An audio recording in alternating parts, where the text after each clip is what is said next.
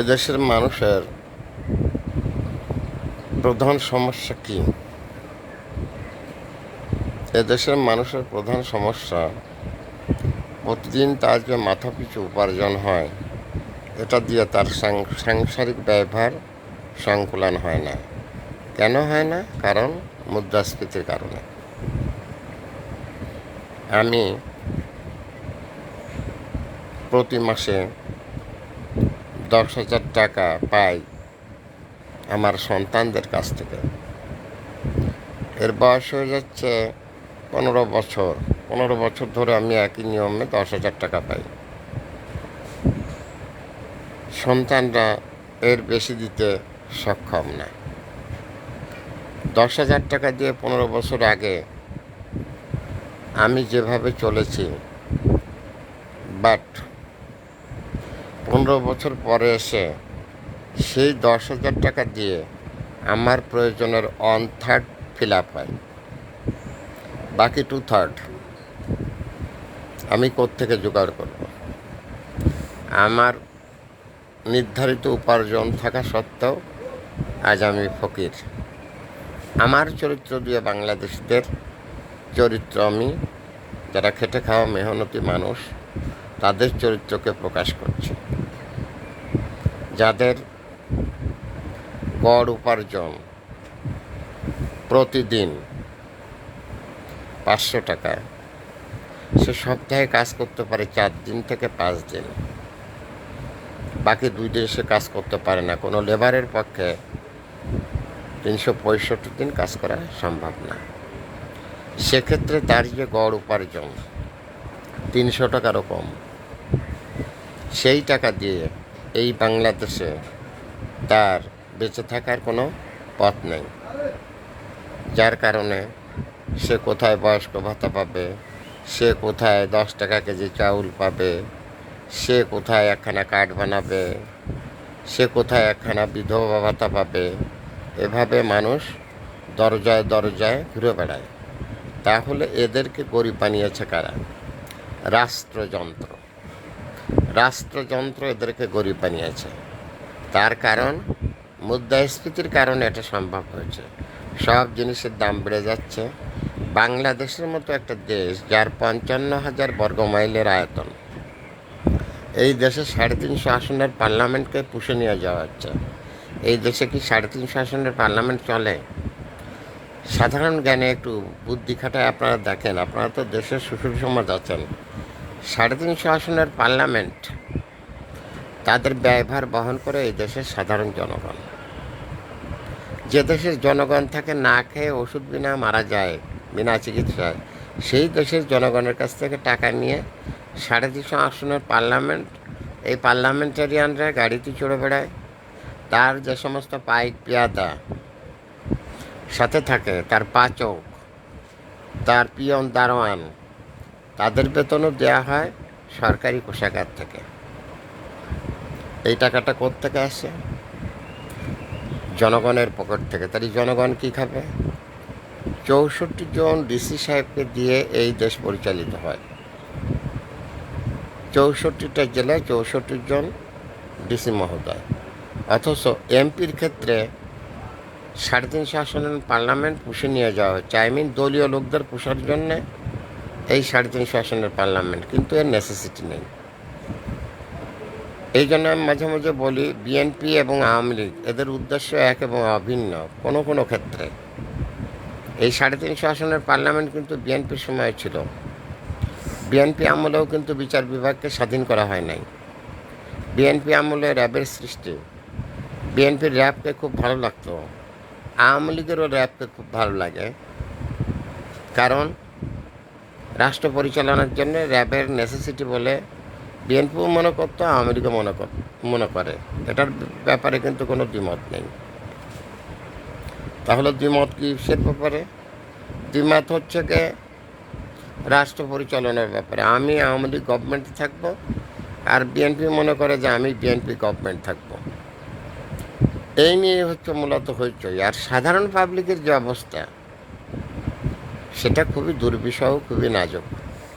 BNP আমলে যে দেশের সাধারণ মানুষ অনেক সুখে ছিল তাও না, আর আওয়ামী লীগের এই আমলে এসে যে দেশের মানুষ সুখে আছে সেটাও না।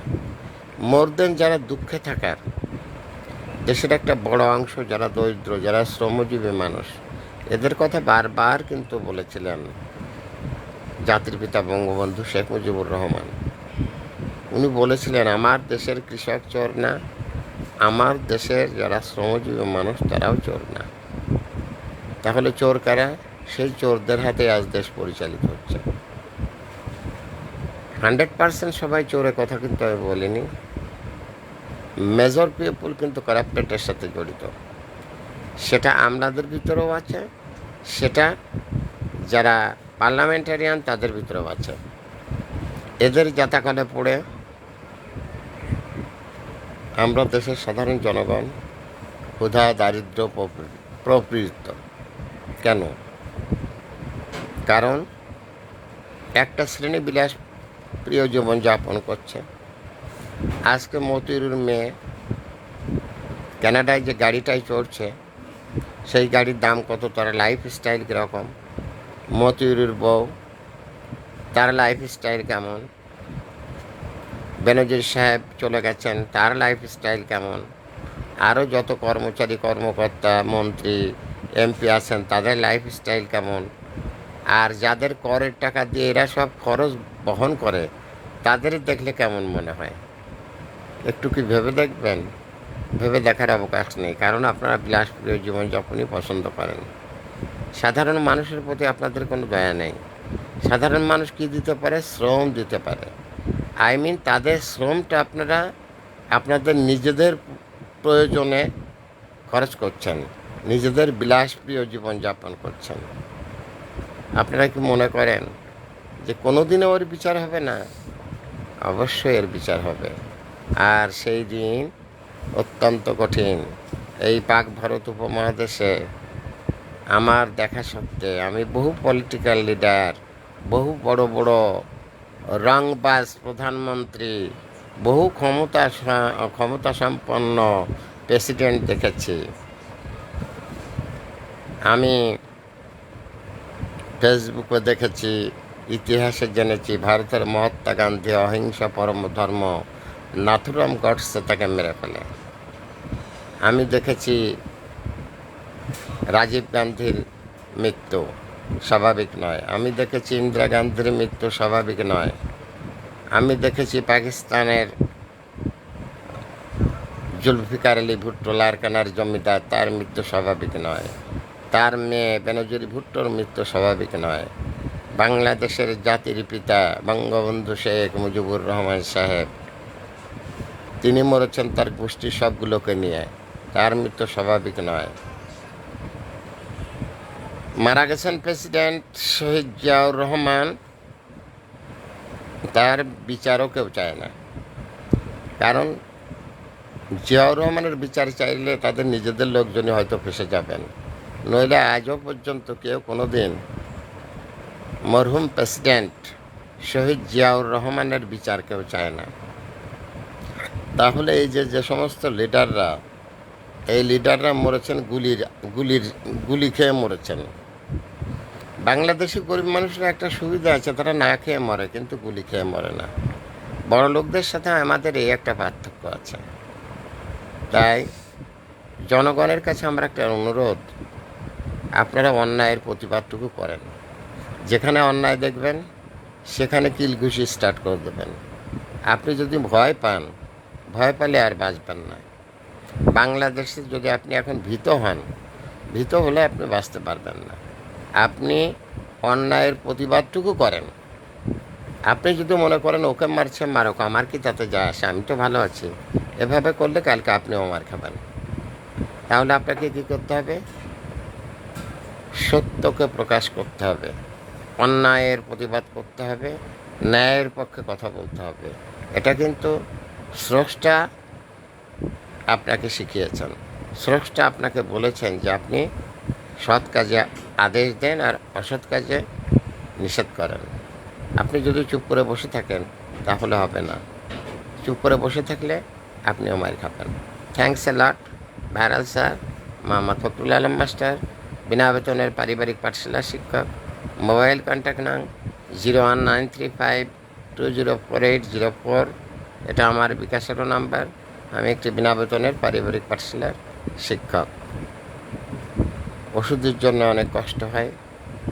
যদি দয়া করে কেউ আমার জন্য কিছু পাঠাতে চান, কোনো টাকা পয়সা আমার বিনা বেতনের পাঠশালায়, ইভেন ওষুধ কিনে খাওয়ার জন্য, তাহলে আমার বিকাশ নাম্বার আমি আবার বলছি 01935204804। এটা আমার বিকাশ নাম্বার। আমি সবার সহযোগিতা এবং সাহায্য কামনা করি। Thanks a lot, viral sir.